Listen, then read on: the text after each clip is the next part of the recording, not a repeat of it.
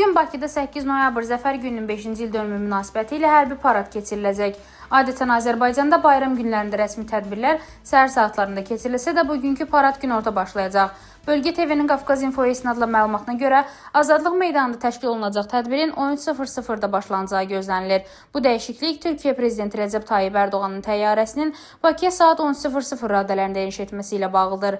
Qardaş ölkənin rəhbəri gəldikdən sonra rəsmi tədbirə hərbi parada start veriləcək. Pakistan Hərbi Hava Qüvvələrinə məxsus JF-17 Thunder tipli döyüş təyyarələri Bakıda keçiriləcək hərbi paradda nümayiş olunacaq.